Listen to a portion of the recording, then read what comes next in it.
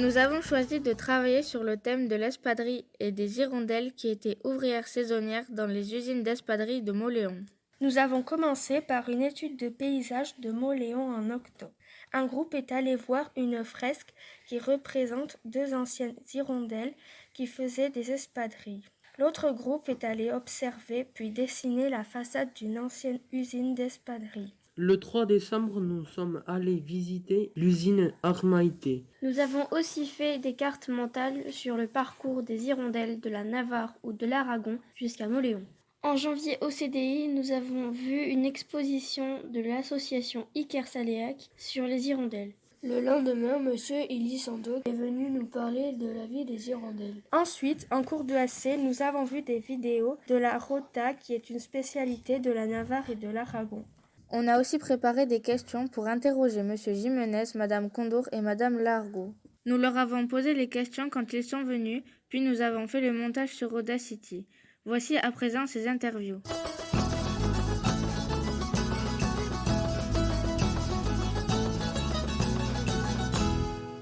Pouvez-vous vous présenter et nous dire votre lien avec les hirondelles?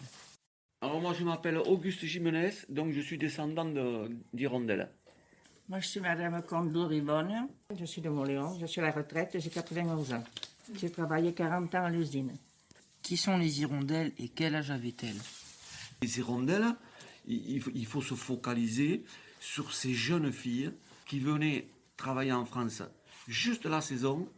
Et l'objectif, c'était de se constituer un trousseau qui les aiderait donc à trouver un mari. C'était une dot en quelque sorte pour trouver un mari. Et elles étaient jeunettes. Ah oui, ça commençait de Oui, l'âge de parce que- 12 ans. Alors elles migraient, partaient à l'automne après les travaux des champs. Et elles arrivaient à Mauléon donc aux alentours octobre, comme du mois ça. d'octobre et elles y repartaient au mois de mars. Pourquoi étaient-elles obligées de partir si loin? Alors en fait, elles partaient pas excessivement loin puisque géographiquement la vallée de Salazar et celle de Roncal étaient distantes à peu près de 80 km de Mauléon. Oui. Et donc c'était plus pratique de venir sur le Pays Basque Nord que d'aller à Pampelune ou à Saragosse travailler. Combien de temps durait le trajet? D'après les témoignages de certaines hirondelles, ça a duré à peu près 1 jour et demi à 2 jours, quoi. Ça Par la ça dépendait montagne, du hein. point de départ. Évidemment, quand elle partait de la limite de l'Aragon, de Salbatière, évidemment, elle mettait 2 jours. Si elle partait du Staros ou de plus près, ou d'Issama, elle mettait 1 jour et demi. Par où passaient-elles? Pour la vallée de Salazar, donc la Navarre, par le pic d'Ori, et elle sortait vers l'Aro. Et celle de la vallée de Roncal et de l'Aragon passait par la Pierre Saint-Martin et descendait sur Saint-Angras. Comment faisaient-elles pour faire face à la météo? Ça, c'était la grande inconnue. Des fois, elles étaient surprises par la neige, le gel, la pluie. Et il y a même des témoignages qui racontent qu'il y en a qui sont décédés Voilà. pendant le parcours. Quelle tenue avaient-elles pour voyager? Les cheveux Navarrais avaient longs un et costume noirs. bien spécifique. Les Aragonaises aussi. C'était surtout le noir qui primait. à Voilà. l'époque. Parce que Mais- c'était pas salissant. Comment faisaient-elles pour se nourrir? Et on a évoqué un peu le repas des migas qui était le repas des pauvres, quoi. Hein. Ah oui. Donc le repas des pauvres, ça consistait à garder du pain rassis. Dans une poêle, elles y mettaient du suie de mouton, un peu d'oignon, et elles mélangeaient le tout. De l'ail aussi. Tout Voilà, donc c'était un repas qui ne leur coûtait pas grand-chose. Comment les parents faisaient-ils pour avoir de leurs nouvelles? Bon, alors évidemment, il y avait le courrier qui marchait, qui arrivait au moins 1 semaine après. Et puis après, il y avait des gens qui transitaient de la Soule en Espagne. Donc, ils apportaient les nouvelles, et puis en sens inverse aussi. Combien de générations d'hirondelles y a-t-il eu? On situe cette migration des années 1860 à 1930. En 1930, suite à la crise de 1929, donc il n'y a plus eu de travail, du chômage, et donc elles ont arrêté de venir. Où habitaient-elles? On peut les situer au quartier de la Haute-Ville, hein, évidemment, qui était un vieux quartier, à la ville en bois, À Lichard. à Lichard, Où dormaient les hirondelles à Mauléon? Chez l'habitant, qui déjà vivait à l'étroit. Dans quelles conditions étaient-elles logées? Elles avaient beaucoup de mérite parce que dans une chambre, elles étaient pareilles à 10, 12 avec des matelas. Le sol était jonché de matelas. Donc il fallait pousser les meubles et se serrer, quoi. Hein. Les hivers étaient-ils difficiles pour elle? Bon, certainement, très difficile. Pour tout le monde, parce qu'il n'y avait pas de chauffage. Il n'y avait pas de toilette, il n'y avait pas de robinet d'eau courante. Il faut savoir qu'à la Haute-Ville, donc toutes ces maisons-là possédaient un jardin, un cochonnier, donc il y avait toujours les légumes, il y avait le porc à manger, mais enfin c'était... Il y avait des fontaines. Hein. Ouais, pour alimenter tout ce monde, c'était compliqué, quoi. Hein. Combien paye-t-elle le logement? Elles payaient donc un loyer, elles avaient droit à la soupe, mais en surplus, les propriétaires leur faisaient faire le ménage. Elles allaient laver le linge au lavoir du ruisseau, et l'hiver, ça ne devait pas être très simple. Quelle relation avait-elle avec les Moléonais? On peut dire qu'au niveau de Moléon, il y avait beaucoup plus d'Espagnols que de Français. Voilà. Donc ça se passait bien, mais en périphérie, il y avait beaucoup d'agriculteurs qui voyaient de mauvais œil Ah oui. ces gens envahir un peu la Leur capitale de la territoire. Soule, quoi. Hein. Et donc il y avait souvent des phrases qui leur échappaient. Espagnol, Sara, ça veut dire ça à l'espagnol. Ou rouge qui venait manger le pain des Français. Comment percevait-elle la ville de Moléon? Elles ont participé parce qu'elles ont amené les danses aragonaises Ouais, et tout voilà. ça. Alors Et c'est resté, bon, elles étaient elles animaient beaucoup les elles bars étaient- et tout ça. elles aimaient beaucoup faire la fête. Ouais. C'était des gens qui vivaient Gai. à l'extérieur, qui aimaient faire la fête. On peut dire que ça a transformé un peu la culture montléonaise, Ouais. puisqu'elles ont amené un peu leur folklore, elles ont amené leur chant, Leur vité. leurs habitudes. Au niveau des plats, donc, elles ont quand même importé la caracolade hein, à la Haute-Ville qui est restée célèbre, qui existe encore pour les fêtes. La caracolade, ce sont les escargots. Combien reste-t-il d'hirondelles? Oh, par euros. Et bien actuellement, il ne doit pas en rester beaucoup. Hein. Non. Je ne sais pas si la dernière, c'était pas Madame Garcia, mais nous, on est des descendants d'hirondelles. Dans quelles usines les hirondelles travaillaient-elles? Chez Cherbero, à la rue Victor Hugo, Voilà. il y a les berges Gilles Saison, là, ces grands immeubles. Voilà, il y avait d'autres usines aussi à l'époque. Oui, il y avait aussi, Péguerie mais- qui avait commencé, il y avait Chez un Aguerre. baraquet, il y avait Oui. pas mal d'entreprises qui se montaient parce que c'était Chez Reims aussi, là. un travail Sarlan. qui prenait donc de l'ampleur. Hein. Ouais. Combien de temps prenaient les hirondelles pour faire une paire d'espadrilles? Là, c'était laborieux parce qu'il n'y avait pas de machine et c'était tout manuel. Au départ, la confection de l'espadrille s'est faite manuellement. Il fallait faire la tresse, après il fallait coudre à la semelle, il fallait assembler le tissu à la semelle. Combien d'heures faisait-elle par jour?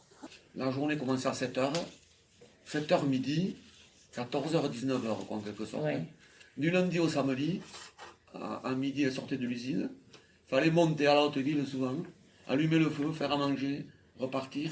Et être à 2 heures. Voilà, donc en c'était des piste. journées assez soutenues. Quoi, hein.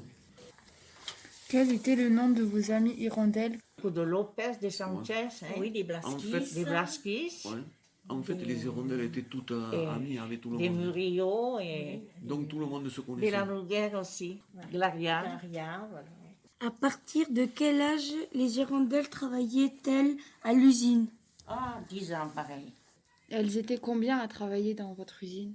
On parle là de chez Cherbero jusqu'à 600 employés. Combien y avait-il de postes de travail à l'usine? Il y avait combien d'opérations à faire hein. La presse, la semelle, la couture, la vulcanisation. Il y a au moins 6 ou 7 étapes avant de faire une espadrille. quoi. Combien de mois travaillait-elle à l'usine? Eh bien, on peut dire qu'elle restait une période de 6 mois à peu près. Donc octobre, novembre, décembre et janvier, février, mars. Y avait-il des garçons qui travaillaient à l'usine? Les travaux Il y a des difficiles, postes oui. que Voilà. les femmes ne peuvent pas faire. hein. Y avait-il une bonne ambiance à l'usine? On travaille, Apparemment, il fallait- elles étaient très solidaires entre elles. Quoi, hein. aussi, oui. Donc je pense que l'ambiance devait être bonne. Le retour, il se faisait comment? Elle se faisait conduire jusqu'à Larro, Saint-Angras, donc en carriole. Où il y avait le tram à l'époque aussi qui passait à Tardets. Il y avait le tramway qui passait à une certaine époque aussi. Oui. Et donc elle repartait chargée, évidemment. Et souvent, il y a des passeurs, elles envoyaient des courriers une semaine avant, il y a des gens qui les attendaient. Ils venaient avec des mules, des fois à Larro, Saint-Angras, les chercher. Et donc là-bas, ils étaient en attente de ces hirondelles parce qu'elles elle ramenait beaucoup de cadeaux. Et même de l'argent Elle aussi. faisait la distribution. Et alors le danger quand elle repartait, c'était la douane, quoi. Hein. La douane qui les surveillait pour pour les dépouiller de ce qu'elles avaient. Voilà. Il y a des hirondelles qui ont fait le trajet, mais il y en a qui ne sont jamais repartis chez elles. Et moi j'ai le témoignage de mes grands-parents maternels et paternels qui sont jamais repartis en Espagne. Est-ce que c'est par rapport à la misère qu'ils ont vécue? Est-ce que c'est qu'ils ont eu le sentiment d'abandonner leur famille? On ne sait pas. Qui sont les descendants des hirondelles? Voilà, nous sommes des descendants d'hirondelles de deuxième génération. Moi, je voudrais évoquer quand même l'effort qu'ils ont fait pour devenir français. Ils se sont fait naturaliser français, Oui. ceux qui sont restés. Donc, ils ont eu des enfants français. Et des enfants qui ont quand même prospéré, qui sont montés dans l'échelle sociale, puisqu'il y en a beaucoup qui sont devenus artisans, commerçants, instituteurs. Ils ont donc réussi à s'intégrer et à s'assimiler dans la société, quoi. Hein.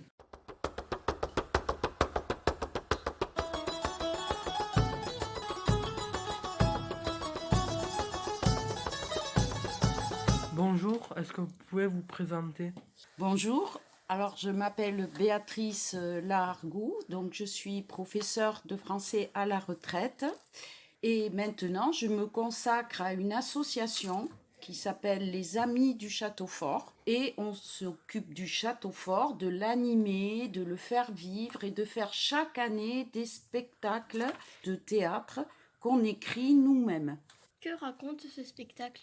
Ce spectacle raconte, en fait, ça commence quand les hirondelles vont arriver à Mauléon pour travailler. Et donc, ça commence vers les années 1850-1860 et on va traverser comme ça plusieurs années, même siècles, puisqu'on va arriver dans les années 1960 et puis après 2000. Que racontez-vous dans ce spectacle sur les hirondelles? On raconte l'histoire d'une famille. En fait, elles arrivent, elles sont trois sœurs, elles sont toutes jeunes, mais voilà qu'il y en a une qui a rencontré un jeune souletin, et puis elle va s'installer à Mauléon, et on la suit de génération en génération. Alors elle va se marier, elle va avoir des enfants, et elle va avoir des petits-enfants, etc. Parmi les chants et les danses, y a-t-il de la jota? Oui. C'est prévu, puisqu'il y a une fête de mariage, il y aura au moins une jota avec des gens qui vont venir de la vallée du Roncal. Quel héritage ont laissé les hirondelles à la ville de Mauléon? Alors l'héritage, il est considérable et à plusieurs niveaux. Alors d'abord, il y a la culture. Ensuite, pour avoir laissé et construit des familles, donc, dont vous avez encore les descendants. Donc, ils ont laissé aussi la langue parce que beaucoup de Mauléonais parlent espagnol. Ils ont laissé aussi cette architecture industrielle. Grâce à ces jeunes femmes, Mauléon s'est transformé et l'héritage des hirondelles est très, très, très important.